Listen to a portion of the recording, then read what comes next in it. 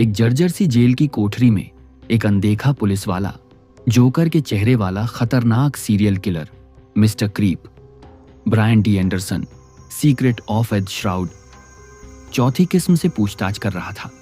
वह उसे याद दिलाता है कि अगर वो पुलिस के साथ सहयोग करेगा तो उसे उम्र कैद मिल सकती है, वरना मौत की सजा तय है।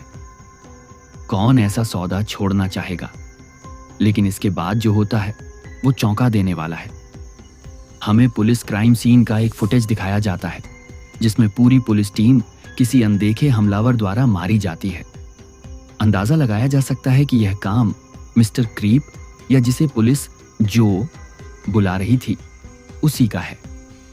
इसके बाद कहानी शुरू होती है कुछ दोस्तों के एक ग्रुप से जो अपने कॉलेज प्रोजेक्ट के लिए एक फिल्म बनाना चाहते थे। उनकी सबसे बड़ी समस्या थी कोई ऐसा यूनिक टॉपिक ढूंढना जो बाकियों से अलग हो और उनका प्रोजेक्ट भी शानदार बन जाए।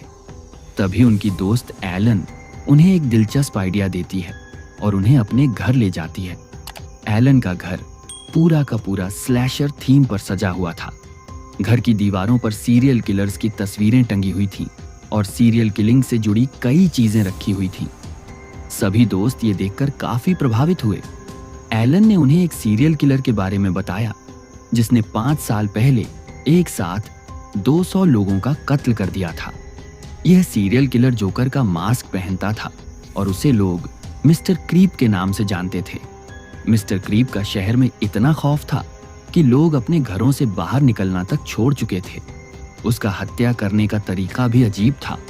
वह पहले अपने शिकार को अगवा करता, फिर उन्हें बेहोश कर अपने फार्म हाउस पर ले जाकर बड़ी बेरहमी से मारता था।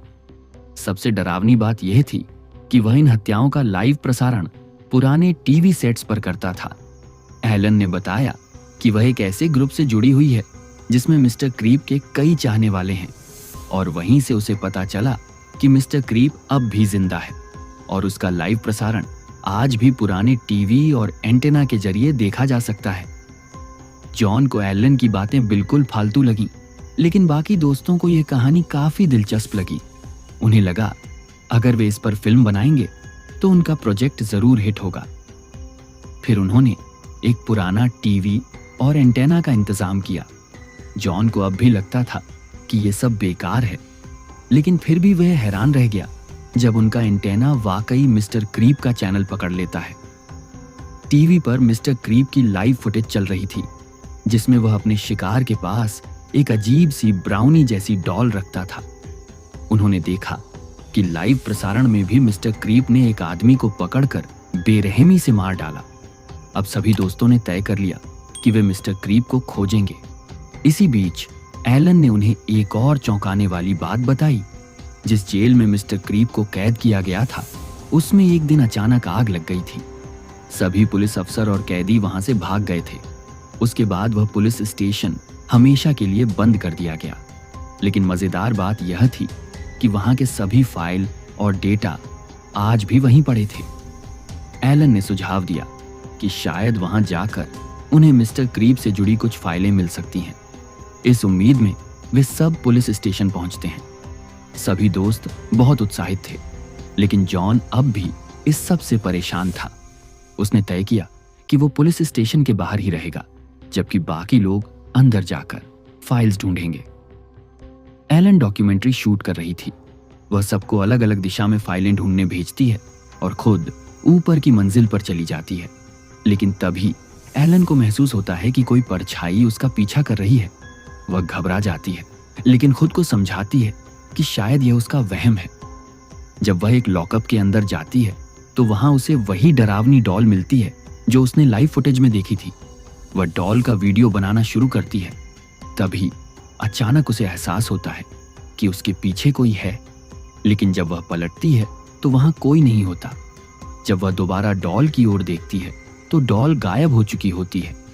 वह डर के मारे वहां से निकलने ही वाली थी कि अचानक मिस्टर क्रीप उसके सामने आ जाता है और उसे लॉकअप के अंदर बंद कर देता है। एलन बुरी तरह डर जाती है और चीखने लगती है। उसकी चीखें सुनकर उसके दोस्त दौड़े चले आते हैं और उससे पूछते हैं कि उसे किसने बंद किया, लेकिन एलन कुछ नहीं कहती। वह बस घबराई हुई होती है और घबराते हुए कहती है, चलो यहाँ से जल्दी निकलो। जब वे लोग बाहर निकलते हैं तो दिखाया जाता है कि मिस्टर क्रीप की वही डॉल दीवार के पीछे से उन्हें देख रही थी। बाहर आकर एलन जोर जोर से चिल्लाती है कि हमें यहाँ से भागना चाहिए, नहीं तो वह मुझे मार डालेगा। घर पहुंचने पर दोस्तों ने एलन से पूछा कि आखिर उसके पीछे कौन था। तब एलन ने सच्चाई बताई, मिस्टर क्रीप मेरे पीछे पड़ा है। लेकिन कोई भी एलन की बातों पर विश्वास नहीं करता। जॉन को लगने लगता है कि एलन को मिस्टर क्रीप के बारे में इतनी गहरी जानकारी हो गई है कि अब उसका दिमाग उसकी कल्पना में मिस्टर क्रीप को देख रहा है, यानी अब वो उसके बारे में भ्रम हल्यूसिनेशन कर रही है। फिर भी बाकी लोग मिस्टर क्रीप के और फुटेज देखना चाहते थे ताकि वे अपनी डॉक्यूमेंट्री पर और काम कर सकें। वे एलन को भी कॉल करते हैं, लेकिन एलन का कोई अता पता नहीं होता। उसका फोन भी बंद आता है। वह है कहाँ? उसने किसी को कुछ बताया भी नहीं था। खैर, वे मिस्टर क्रीप की एक टेप चलाते हैं जो पुलिस इंट्रोगेशन पूछताछ की रिकॉर्डिंग थी। इसमें पुलिस मिस्टर क्रीप से पूछती है कि तुमने 200 लोगों को मारा है, उनके शव कहाँ हैं? उनके परिवारों को उनका अंतिम सम्मान तो दो। लेकिन मिस्टर क्रीप इनकार कर देता है। वह कहता है कि उनके शरीर, उनकी आत्माएं, सब कुछ अब मेरा है। वे हमेशा मेरे ही पास रहेंगे। पुलिस पूछती है कि तुमने ऐसा क्यों किया? इस पर मिस्टर क्रीप जवाब देता है कि मैंने अपनी मर्जी से नहीं मारा, मुझे मजबूर किया गया था। वह कहता है कि कुछ आवाजें मेरे दिमाग में गूंजती हैं और वे मुझे ये सब करने को कहती हैं। पुलिस फिर पूछती है, कैसी आवाजें? किसकी आवाजें? मिस्टर क्रीप कहता है कि यह भगवान की आवाजें हैं। वही मुझे बताते हैं कि किसे मारना है। भगवान ने मुझे चुनौती दी थी कि अगर मैं 200 लोगों को मार दूं, फिर अपने बेटे को, फिर अपने परिवार को और फिर खुद को मार दूं, तो मैं इस दुनिया का नया भगवान बन जाऊंगा। मैंने भगवान के साथ एक अनुबंध किया है। पुलिस फिर पूछती है, क्या अब भी तुम्हें वो आवाजें सुनाई देती हैं? मिस्टर क्रीप कहता है, हाँ, और अभी जो नाम मेरे दिमाग में आ रहा है वो है बेथ। यह सुनकर वर्तमान में बेथ बुरी तरह डर जाती है, क्योंकि ये कैसे संभव था कि 20 साल पहले रिकॉर्ड की गई टेप में मिस्टर क्रीप बेथ का नाम ले रहा हो। अचानक टेप भी बंद हो जाती है। अब बेथ को पूरा यकीन हो जाता है कि उसकी जान खतरे में है। बेथ सोचती है कि मदद के लिए कहां जाए। तभी उसे फाइल्स में एक पत्रकार मैरी का जिक्र मिलता है, जो एलन की तरह मिस्टर क्रीप की फैन थी। वे लोग मैरी के घर जाने का फैसला करते हैं। जब वे वहां पहुंचते हैं और मैरी से बात करते हैं तो चौंक जाते हैं। मैरी का सीरियल किलर के बारे में अजीब नजरिया था। वह कहती है, तुम लोगों के लिए वो एक हत्यारा होगा, लेकिन मेरे लिए वह बहुत अच्छा इंसान है। वह कहती है कि वह ऐसा इसलिए कह रही है क्योंकि उसे मिस्टर क्रीप के जीवन के बारे में सच्चाई पता है। मैरी बताती है कि मिस्टर क्रीप के माता पिता ही उसे राक्षस बनाने के जिम्मेदार थे। वे उसे मारते पीटते थे, उसे भूखा प्यासा कमरे में बंद कर देते थे। इस टॉर्चर ने उसमें इंसानों के प्रति नफरत भर दी थी। वह जोकर वाला मास्क बहुत पसंद करता था और हमेशा उसे पहनता था, लेकिन उसकी माँ को वह मास्क बिल्कुल पसंद नहीं था। एक दिन जब वह मास्क पहने हुए था, उसकी माँ ने उसे आग के हवाले कर दिया। मास्क उसके चेहरे पर पिघल गया और उसके मुंह का हिस्सा बन गया। डॉक्टरों ने बहुत कोशिश की, लेकिन मास्क को अलग नहीं कर पाए। अब मिस्टर क्रीप को अपनी पूरी जिंदगी उसी जले हुए मास्क के साथ बितानी पड़ी। इसके बाद मिस्टर क्रीप का दिल नफरत से भर गया और उसके दिमाग में भगवान की आवाजें गूंजने लगी और फिर वह एक सीरियल किलर बन गया। मैरी कहती है कि वह एक फाइल लाकर देगी जो डॉक्यूमेंट्री के लिए मददगार होगी। जैसे ही वह फाइल लेने जाती है, बेथ अपने साथी से कहती है, ये औरत तो पागल है जो एक सीरियल किलर का समर्थन कर रही है। मैरी ने उनकी बात सुन ली थी। वह गुस्से में चाकू लेकर आती है और उन पर हमला कर देती है। जब वह जॉन पर वार करने वाली होती है, बेथ पीछे से उसे बचाने की कोशिश करती है और गलती से मैरी का चाकू खुद उसके शरीर में घुस जाता है। मैरी वहीं मर जाती है। अब ये लोग बेहद डर गए थे। वे एक हत्या कर चुके थे।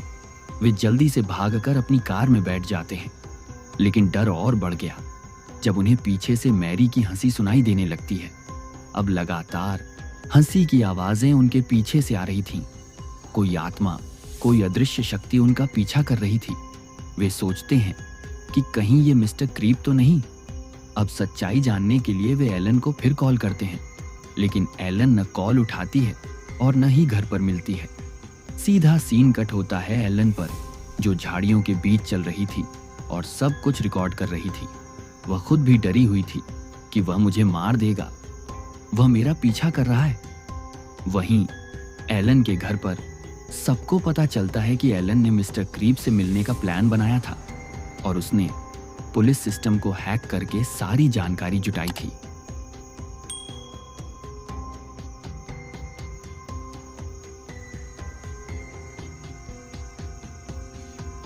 जहां से मिस्टर क्रीप का लाइव ब्रॉडकास्ट आता था, एलन ने पुलिस सिस्टम को हैक करके उसका पता लगा लिया था और वहां चली गई थी। ये जानकर बेथ और उसके साथी बहुत डर जाते हैं और फैसला करते हैं कि उन्हें एलन की जान बचानी होगी। जॉन अब भी डरा हुआ था और उनके साथ जाने से मना कर देता है, लेकिन तभी वे देखते हैं कि पुराने टीवी में एलन दिखाई देती है। एलन रो रही थी। ये वही चैनल था जहां से मिस्टर क्रीप के वीडियोस ब्रॉडकास्ट होते थे। एलन टीवी पर रोते हुए उनसे कहती है, कृपया आकर मुझे बचाओ, मेरी जान खतरे में है। ये देखकर जॉन भी एलन की मदद के लिए तैयार हो जाता है। अब सभी लोग वहां जाने की तैयारी करने लगते हैं। बेथ सभी साथियों को एक एक कैमरा और एक एक सीटी देती है, ताकि अगर कोई दूर हो जाए और मोबाइल सिग्नल भी ना हो तो सीटी बजाकर एक दूसरे को बुला सके। चलते वक्त सबने तय किया था कि अगर कहीं मिस्टर क्रीप दिख जाए तो बिना कुछ सोचे समझे वहां से भाग जाना है। अब ये लोग सिस्टम के जरिए मिस्टर क्रीप की झोपड़ी का पता लगाते हैं और वहां पहुंचते हैं। लेकिन जैसे ही ये लोग वहां पहुंचते हैं, उनकी कार अचानक बंद हो जाती है। तभी एक परछाई बेथ को कार से खींचकर खेतों की तरफ ले जाती है। बेथ बहुत डरी हुई थी और रो रही थी।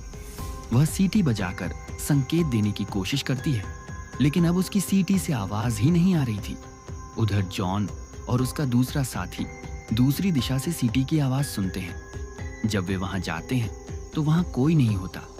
जब वे वापस कार की तरफ आते हैं तो देखते हैं कि उनकी कार भी गायब हो चुकी थी। अब ये लोग पूरी तरह फंस चुके थे। तभी फिर से सीटी की आवाज आती है और जब वे आवाज की दिशा में दौड़ते हैं तो वहां न तो बेथ मिलती है और न ही कोई और, बल्कि उनकी कार मिल जाती है। ये देखकर वे हैरान रह जाते हैं कि उनकी कार यहाँ कैसे आ गई। जॉन जल्दी से कार का दरवाजा खोलकर अंदर बैठ जाता है और देखता है कि कार के अंदर मिस्टर क्रीप की एक गुड़िया रखी थी। ये देखकर वह डर जाता है और तभी फिर से एक परछाई आती है जो जॉन का गला घोंटकर उसे मार देती है। अब बेथ और जॉन का दूसरा साथी एक दूसरे से मिलते हैं। साथी बेथ को बताता है कि जॉन उसे ढूंढने गया था, लेकिन अब वह भी गायब हो गया है। दोनों मिलकर एलन और जॉन दोनों को ढूंढने का फैसला करते हैं। अब ये लोग उस झोपड़ी के पास पहुंचते हैं जहां से मिस्टर क्रीप का लाइव ब्रॉडकास्ट होता था। इन्हें एहसास होता है कि कोई परछाई इनके पीछे आ रही है। तभी इन्हें एलन दिखती है। एलन के हाथ में मिस्टर क्रीप की गुड़िया थी और वह अजीब तरीके से बर्ताव कर रही थी, जैसे कोई आत्मा उसे अपने वश में कर चुकी हो। एलन पलटती है और बेथ की तरफ देखती है। तभी अचानक एक परछाई बेथ के दूसरे साथी को भी मार डालती है और बेथ बेहोश होकर गिर जाती है। जब बेथ को होश आता है तो देखती है कि वह एक ताबूत में बंद है और उसके साथ उसके मरे हुए साथी की लाश भी रखी है। डर के मारे वह खुद को किसी तरह ताबूत से निकालती है और वहां से भागती है। भागते भागते वह एक कब्रिस्तान में पहुंचती है जहां चारों तरफ बहुत सारी कब्रें थीं। उसे समझ में आता है कि ये वही जगह है जहां मिस्टर क्रीप अपने शिकारों को दफनाता है। बेथ जान बचाने के लिए भागने लगती है और तभी उसे सामने अपनी कार दिखाई देती है। वह राहत की सांस लेती है, लेकिन जैसे ही वह कार का दरवाजा खोलती है, मिस्टर क्रीप कार के अंदर से निकल आता है और उसे वहीं मार डालता है। अब मिस्टर क्रीप ने उन सभी चारों दोस्तों को खत्म कर दिया था। पोस्ट क्रेडिट सीन में दिखाया जाता है कि मिस्टर क्रीप का शो फिर से शुरू होता है, जहां वह इन चारों दोस्तों की लाशों के सामने बैठा हुआ नजर आता है। फिल्म यहीं खत्म हो जाती है। अगर आपको वीडियो पसंद आया हो तो कृपया वीडियो को लाइक करें, कमेंट करें और चैनल को सब्सक्राइब करना न भूलें।